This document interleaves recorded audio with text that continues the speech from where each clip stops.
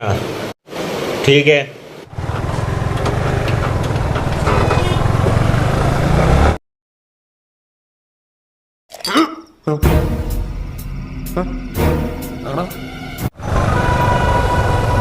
तू तो गया बेटे।